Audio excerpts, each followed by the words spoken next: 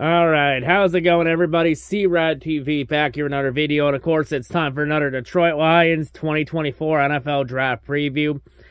So in the last draft preview, we took a look at a few wide receiver prospects that realistically could fall to the Lions' lap at the 29th pick in the first round of the 2024 NFL Draft.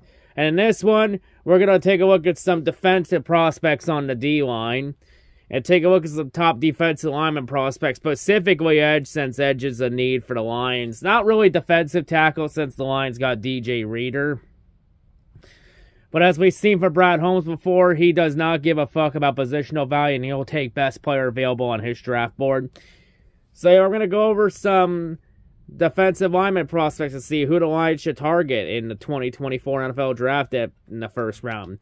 So, of course, in terms of edge rushers, there's really not that many interesting edge rushers for the first round because, I'll be honest, this edge draft class kind of sucks. It's a kind of a weak draft class for edge. Like not that many really interesting names that really pop out. There's like a couple here, but the ones that do pop out, like Dallas Turner, Jared Verse, and Latu out of UCLA. I'm not going to go over those three because there's no chance I see either of those three being there at 29 or in the 20s. Like, all three have been mocked inside the top 15, top 20. So, like, they've all been mocked in the teens. Like, Jared Firstmore and Dallas Turner, both of them had some mocks inside the top 10. I don't know. I feel like Latu has a better chance of falling down to 29, possibly. Or maybe in a position where the Lions could trade up for him, but I don't see it happening. So, yeah, not that really many prospects to go over there. Like, there's only one prospect we're going to go over that really pops out and has a realistic shot at being there at 29. So, this is going to be kind of a lame video because there's only one prospect going over, but we'll go over him because this guy is a Dan Campbell type of guy, and he wants to play for Campbell. So, let's go over him. So our one and only defensive lineman prospect we're going to go over in this video is a defensive tackle. Hailing out of Illinois, standing 6'1", weighing 300 pounds, we got Jazon Newton. So for Jazon, he's your prototype pass rushing defensive tackle, so he's very good at getting rushed in the passer and blitzing and getting pressure to QB.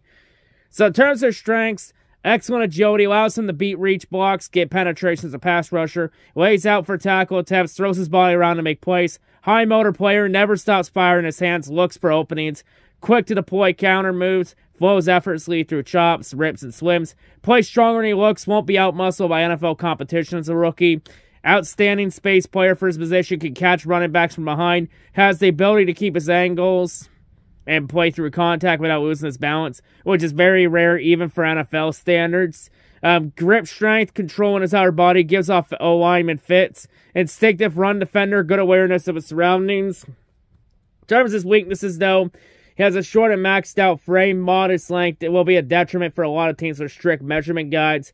Lack of reach, it led to some missed tackles against Kansas, if you want to watch some tape there.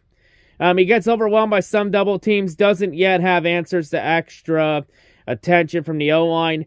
Upside's more capped than the other top defensive tackles in the class. In terms of NFL comparison, he's been compared to now retired NFL defensive tackle Aaron Donald, who formerly played for the Rams after Donald just retired a couple weeks ago.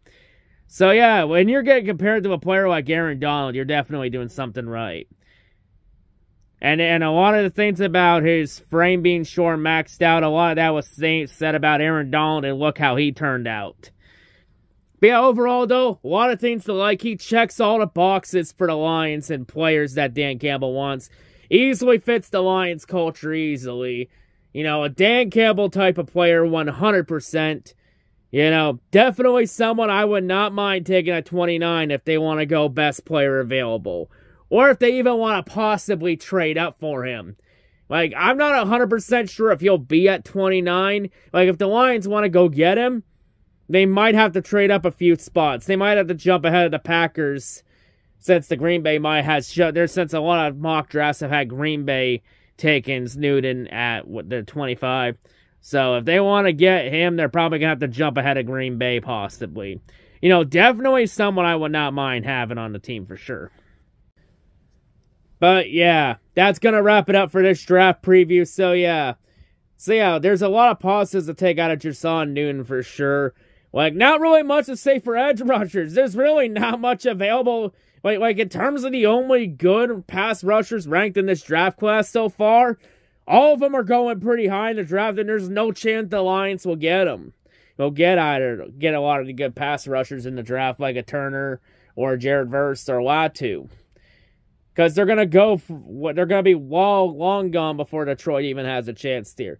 You know, there's always a chance they could fall into 29 in the draft, but since the draft is a total crapshoot, you never truly know how the draft goes. But, you know, some stranger shit has happened, but I wouldn't count on it.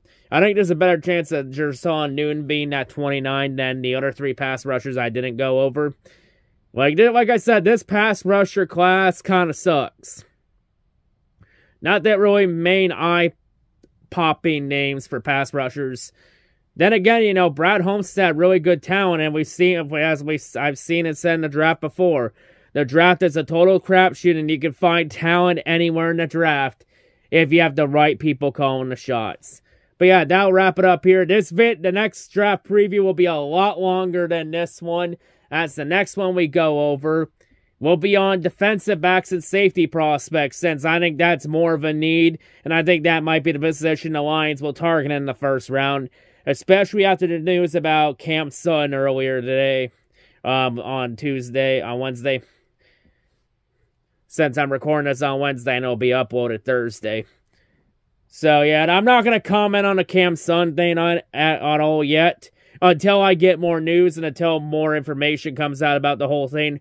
Like, I'm not going to jump to conclusion on or anything. I'm going to wait on, I am going to talk about the whole Cam Sutton thing, but I'm going to wait until the more news and more reports and more information becomes available. But yeah, it's kind of a fucked up case from some of the info we've seen already. But yeah. Anyway, that'll wrap it up here. That's all I got to say. Hope everyone has a great day, and I'll see y'all next. I'm out.